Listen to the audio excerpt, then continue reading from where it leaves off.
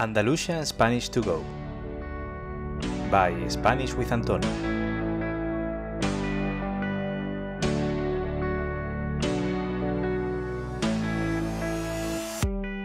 Hola a todos y a todas. ¿Qué tal? ¿Cómo estáis? Bienvenidos a otro episodio de Andalusian Spanish to Go, el único podcast con el que podrás acceder a contenido auténtico sobre la cultura y lengua española y además lo harás escuchando un acento de Andalucía. En el episodio de hoy hablaremos sobre el fenómeno de la fuga de cerebro, un fenómeno relacionado con los estudios de los jóvenes y su facilidad o dificultad para encontrar un trabajo. Vamos a aprender un montón de vocabulario y seguramente descubras algunos datos sobre España que desconocías.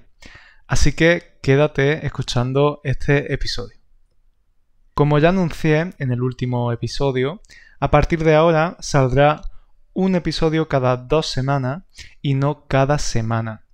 Y esto es porque, como podréis imaginaros, hacer un episodio semanal pues requiere bastante trabajo. Así que prefiero priorizar la cualidad sobre la cantidad.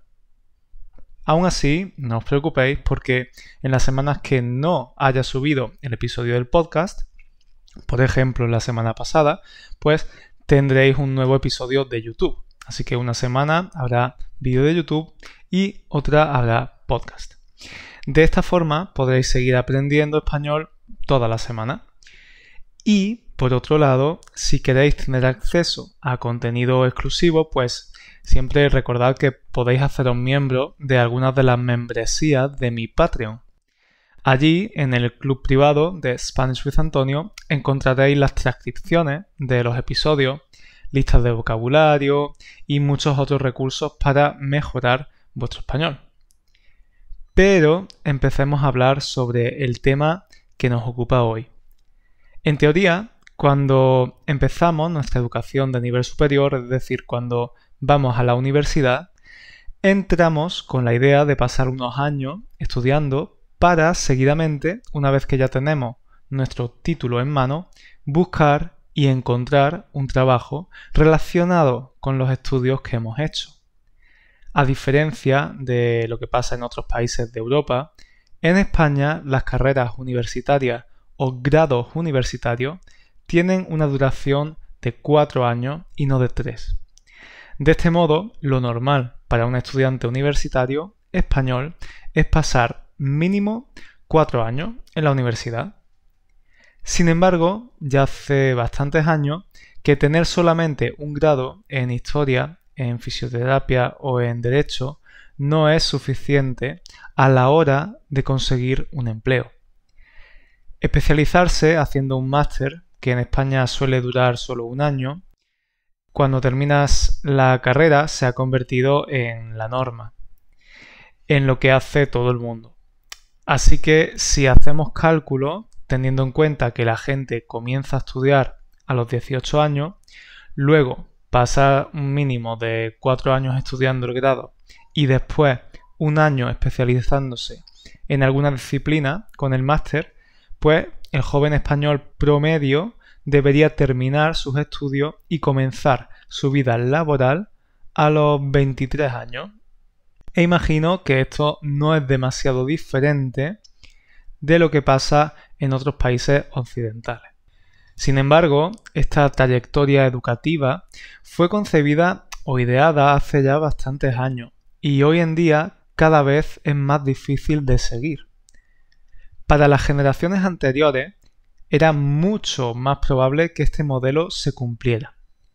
Era mucho más fácil, al menos en las ciudades, encontrar un trabajo teniendo solamente tu diploma universitario, que antes se llamaba licenciatura, antes de que en Europa se instaurara el famoso Plan Bolonia, por el que las carreras universitarias pasaron de 5 años a 3. En muchas ocasiones ni siquiera era necesario estar en posesión de un título de máster para encontrar un trabajo. Es decir, este modelo educativo funcionaba y permitía que los jóvenes pudieran dar los primeros pasos de su vida adulta. conseguir un trabajo más o menos estable, pensar en comprar una casa o un piso, irse a vivir con su pareja, tener hijos, etc. Para las generaciones anteriores, por ejemplo la de mis padres, era muy normal casarse a los 24 años y tener hijos a los 26, por ejemplo. Pero en la actualidad, un caso así sería más bien la excepción. De hecho, yo personalmente no conozco a muchas personas de esa edad que hayan conseguido tal estabilidad. Este cambio de paradigma, sin duda, es debido a diversos factores. En la época de mis padres, para empezar, la competitividad era muchísimo menor. Y es que, a diferencia de lo que pasa hoy en día, el acceso a la universidad era más limitado. No había tanta gente que quisiera o pudiera comenzar unos estudios universitarios. Podría decirse que la universidad era un poco más elitista o no tan pública, simplemente. Sin embargo, ahora, al menos en España, el hecho de no ir a la universidad está incluso estigmatizado. Se mira raro a un adolescente que decide comenzar una formación profesional, es decir, unos estudios no universitarios y con un enfoque más práctico, como los que tienes que hacer para ser, por ejemplo, electricista.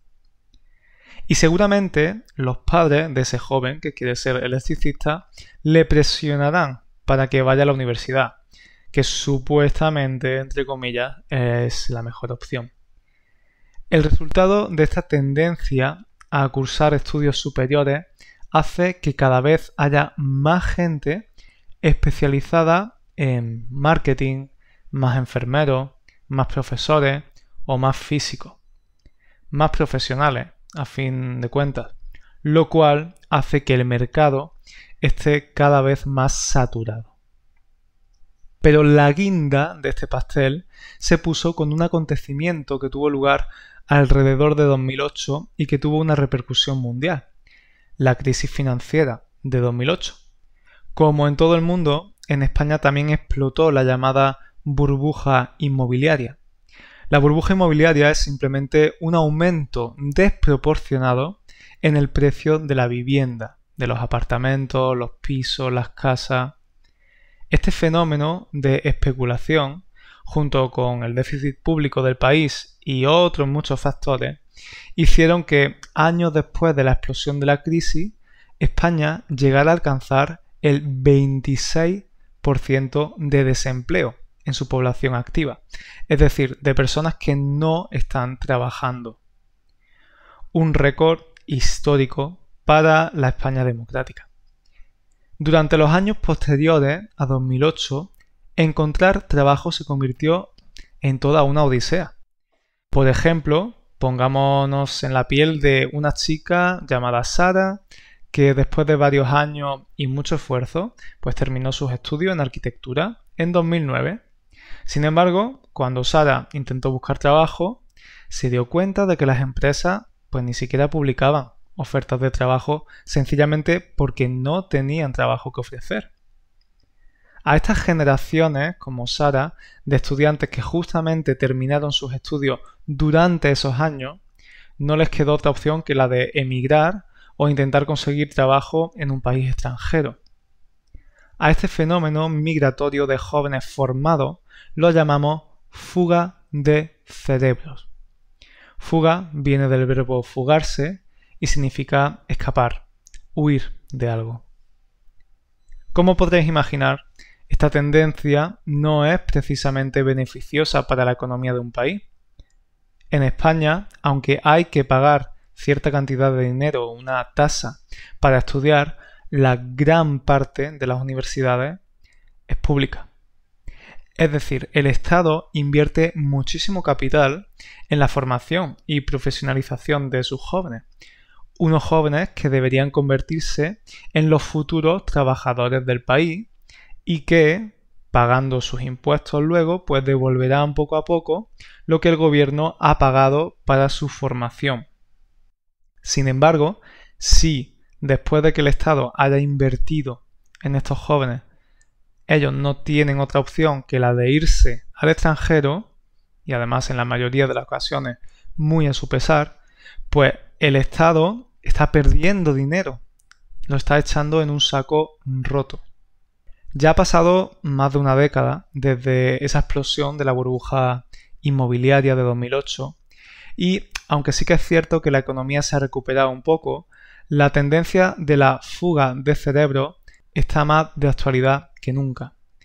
Durante estos años de depresión económica, los jóvenes no han podido hacer otra cosa que estudiar. Cuando acababan su carrera universitaria, como no encontraban trabajo, pues decidían estudiar un máster con el objetivo de convertirse en un candidato mejor para las empresas.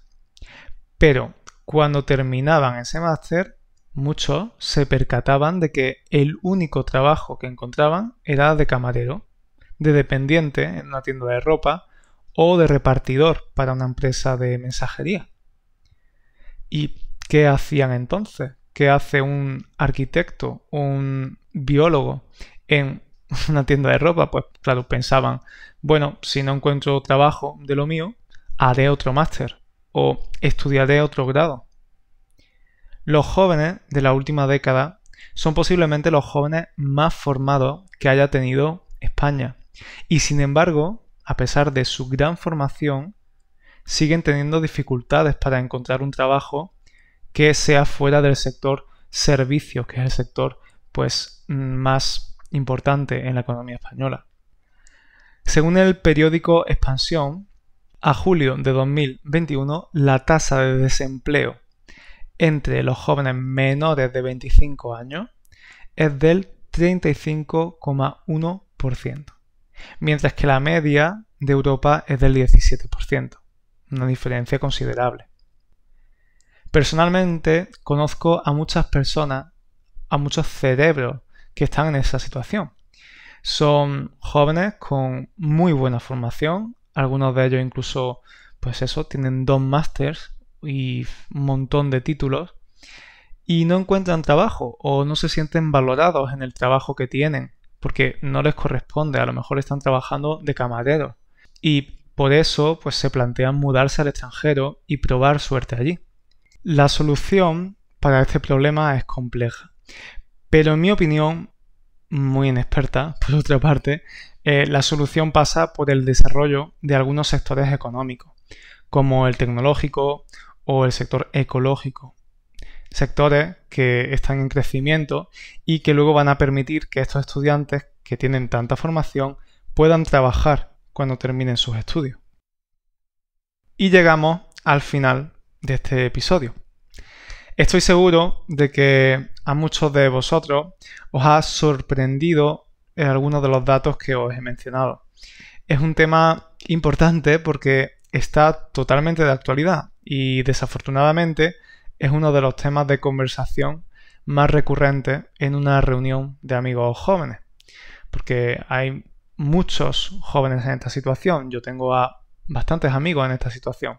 Así que me pareció que sería interesante mostraros esta realidad para que no solo sepáis cultura histórica o tradicional de España, sino realmente lo que está pasando ahora mismo. Bueno, espero que hayáis disfrutado del episodio y que hayáis aprendido cosas nuevas. Recordad que si tenéis dificultad para comprender este episodio o si simplemente queréis mejorar vuestra comprensión auditiva del español, tenéis disponible mi curso en línea Entiende el acento andaluz, que es el único curso que hay en el mercado sobre este dialecto del español. Os será útil no solo para comprender a una persona de Andalucía, como por ejemplo yo, sino también para comprender muchos otros acentos del español. Además, al mismo tiempo que practicas la escucha de este acento, pues también podrás trabajar sobre temas culturales muy curiosos y de los que seguro que aprendes. Y bueno, pues eso es todo. Si me echáis de menos, recordad que podéis ver también el contenido de mi canal de YouTube, Spanish with Antonio, o de mi cuenta de Instagram, @SpanishWithAntonio_. También podéis visitar mi página web, www.spanishwithantonio.com, donde podréis ver todos los contenidos. Y bueno, pues muchas gracias por escuchar este episodio y nos vemos en el próximo. Cuidado. Chao.